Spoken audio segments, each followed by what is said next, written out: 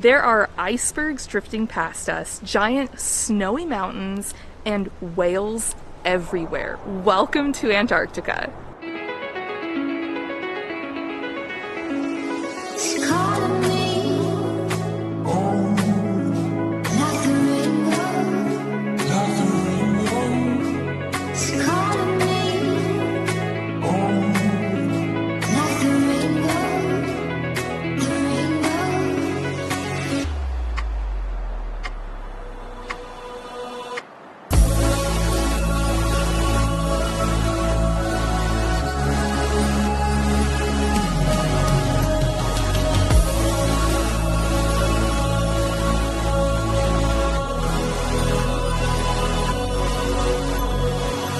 I'm headed to Antarctica, my #1 travel bucket list destination, but the adventure of Antarctica begins long before you get there. First, you have to get to Ushuaia, Argentina. It's definitely an adventure hub. There are a lot of really cool things you can do launching from this city, and it's known as the gateway to Antarctica. In Ushuaia, I boarded the Seabourn Venture thanks to Seabourn, who's hosting me for this trip. I've always heard that their Antarctic experiences are incredible. But before you get to Antarctica, you have to cross the Drake Passage. The Drake Passage is the body of water between the southernmost tip of South America and the South Shetland Islands of Antarctica. And it's known to have the roughest seas in the world. And the stretch we're going to be crossing is nearly 600 miles.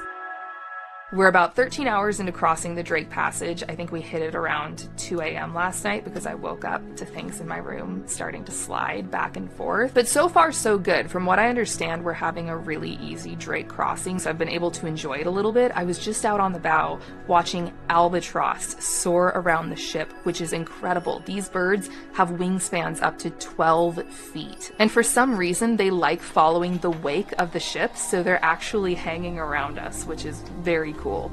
After 2 days of sailing across the Drake Passage, seeing the Antarctic continent emerge on the horizon was so exciting, and I was kind of surprised by how dramatic it was. In some ways, it felt like we'd arrived at another planet, and the expedition team wasted no time getting us out on shore. So the way this works is the ship hangs out offshore of a landing site, and then expedition leaders bring passengers to shore in Zodiac boats. And the tentative itinerary of the sailing is to travel along the Antarctic Peninsula, making shore landings every day dependent on weather conditions.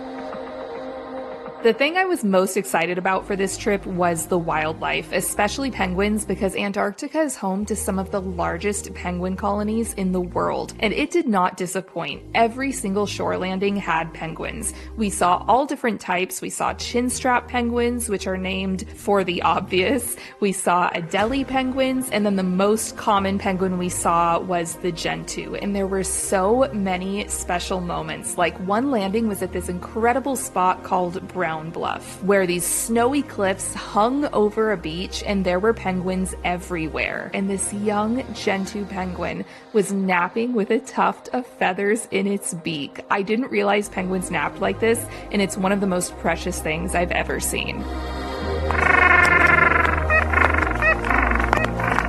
We also saw lots of chicks, even some twins. I was giddy getting this shot. And do you see this? This is a baby penguin butt with this little nubby tail. I mean, it was all just magical. Something I didn't realize is that while adult penguins swim, it's important for babies to stay dry because their feathers aren't waterproof. And that's one of the biggest survival challenges for parents, especially when they get an unusually wet season, because they not only need to find a dry place to build their nest, but once the baby is born, they need to keep it covered from rain and snow. Penguins are really social animals, and it's fascinating to watch them interact with each other, but as cute as they are as babies, they go through a really awkward phase growing up. I mean, you think you had some bad looks in your teenage years? Look at this guy. And then you have this one whose parent is trying to groom it, and it's running away like, stop, you're embarrassing me. They also create what's known as penguin highways, which are dedicated trails that you can see them all walking on in a line.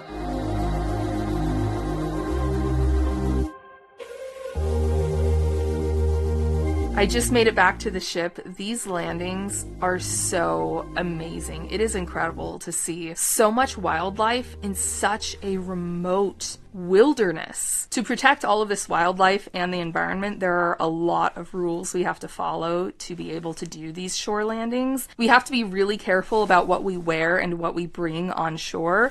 And once we're on land, we can't set anything down. And before we go out, we walk through these disinfecting tubs. And this is to make sure that we're not spreading disease from bird colony to bird colony or throughout the wildlife or the environment. Very cool experience, and I'm just so happy to be here.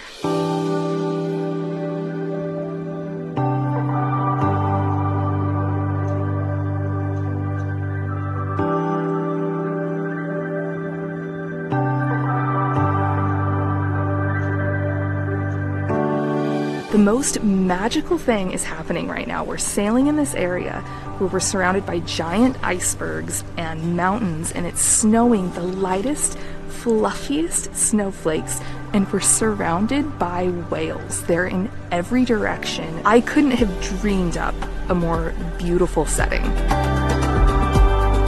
With such incredible conditions around us, the expedition team prepared the Zodiacs and got us out on the water, and this afternoon was probably my favorite of the entire trip. We sat on this water that was like glass in the fog, in the snow, while humpback whales surfaced all around us. This was the most ethereal experience of my life. The camera can't even do it justice.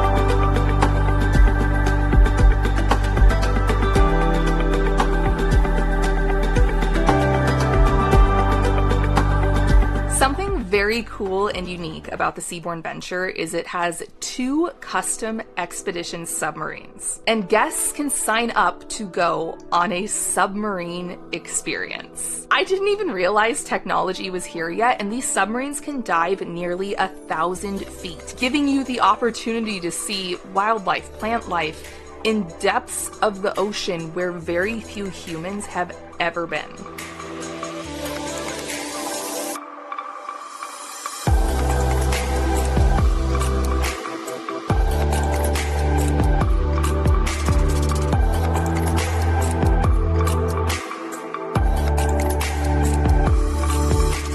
Another excursion available on this sailing is kayaking. Early one morning, I went out with the expedition team to kayak among icebergs. And before this trip, I'd never considered cold weather climates for kayaking, but it was such a cool experience. Oh my gosh.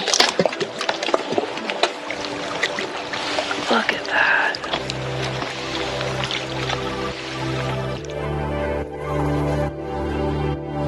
It's another beautiful day in Antarctica, and today we're doing something a little different. We're stopping in Port Lockroy, which has the world's southernmost post office. And apparently there's a little gift shop there where you can buy postcards and postage and mail letters. Port Lockroy is a former British military base, and it's also nicknamed the Penguin Post Office because it's home to a Gentoo penguin colony that has made the place their own. I just loved seeing them all in front of this house with the red door. Some of the photos I got here felt like they could be a penguin family holiday card.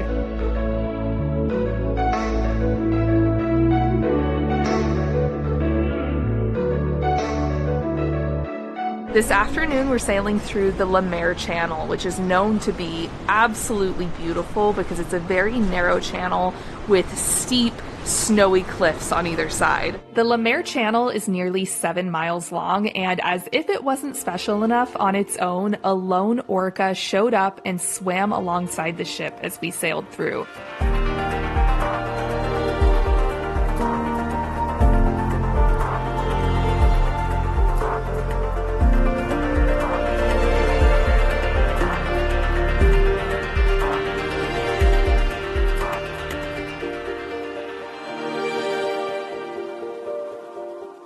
Something that's been so handy on this trip is the suites on the ship have drying closets.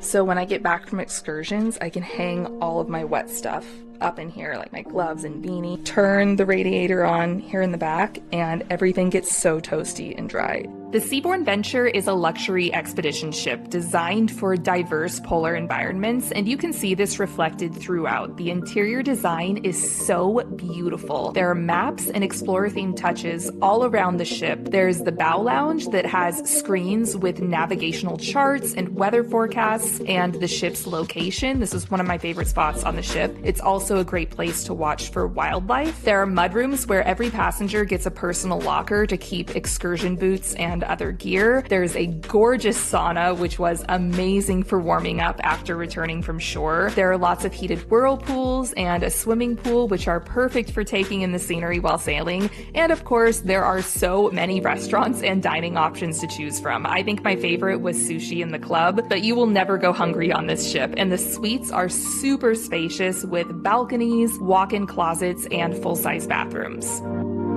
Today in Antarctica, we are sailing into an active volcano. We've made it to Deception Island, which is the caldera of the volcano. I believe it last erupted in 1970, and they do monitor it to see how active it is, and apparently it's low risk right now. However, the ship has informed us that there is an emergency plan in place if the volcano erupts today.